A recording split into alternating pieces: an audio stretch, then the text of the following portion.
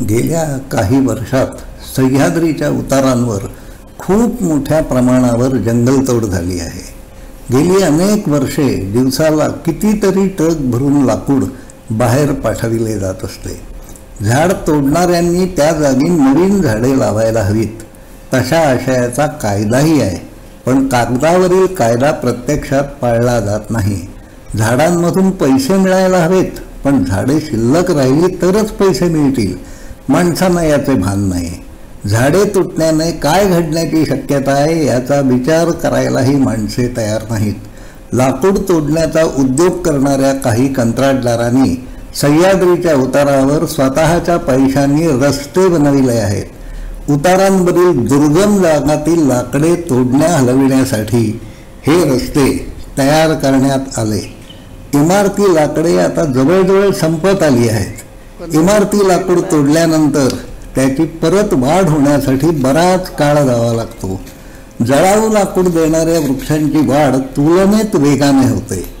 ऐन, किंजळ यासारखी झाडे तोडल्यानंतर बुंध्यामधून नवीन फुटवे येतात, ते जोमाने वाढतात. उतारांवर अजूनही जी झाडे दिसतात ती या फुटव्यांमधून वाढलेली आहेत. पूर्वी कोळसा करण्यासाठी या ठिकाणची जंगले तोडण्यात आली. यासाठी काम करणारे मजूर प्रामुख्याने उत्तरेकडून आणण्यात आले होते. हे झाडाचा बुंदाही उकरून काढत असत. बुंदा खणून काढल्यानंतर त्याला फुटवा येत नाही. कोकणातून बऱ्याच मोठ्या प्रमाणावर जळाऊ लाकडांची तोड होते. साखर कारखाने, बेकरी उद्योग, प्लायवूड यासारख्या उद्योगांसाठी प्रेते जाळण्यासाठी लागणारे लाकूड प्रामुख्याने कोकणातून बाहेर पाठविले जाते. महाराष्ट्रामध्ये सह्याद्रीच्या उतारांवरच मोठ्या प्रमाणावर जंगल शिल्लक आहे. घाटावर सह्याद्रीच्या पूर्वेला घाट माथ्यानंतरच्या मैदानी प्रदेशात मोठ्या प्रमाणावर जंगलेच नाहीत. त्यामुळे प्रामुख्याने जंगलाची जी तोड होते ती सह्याद्रीत होते. गावातून राहणारी माणसेही इंधनासाठी फाटी तोडतात.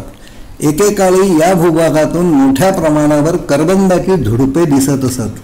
त्यांची तोड नियमितपणे झाल्याने आता करवंदाची झाडेही दिसेनाशी होऊ लागली आहेत.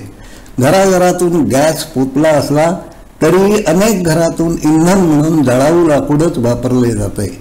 या साऱ्याचा परिणाम सह्याद्री उजाड होण्यावर होत आहे. जमिनीची धूप वाढत चालली आहे. सह्याद्रीत मोठ्या प्रमाणावर गवती वणवे भडकतात. नव्याने रुजलेली रोपे त्यामध्ये जळतात. त्यांची वाढ खुंटते.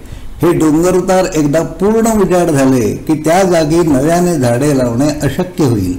माणसे शहाणपणाने वागली तरच या चित्रात बदल घडेल. डोंगर उतार वृक्षवेलींनी सजावेत असे अनेकांना वाटते, पण त्यासाठी पुढे येऊन काम करायची माणसांची तयारी नाही. वृक्ष जागरूक असणाऱ्या माणसांनी एकत्र येऊन जाणीवपूर्वक वृक्षधर्म पाळायला हवा. वृक्षधर्माचे नियम समजून घ्यावेत असे आपल्यालाही वाटते का? कृपया संपर्क करा. धन्यवाद.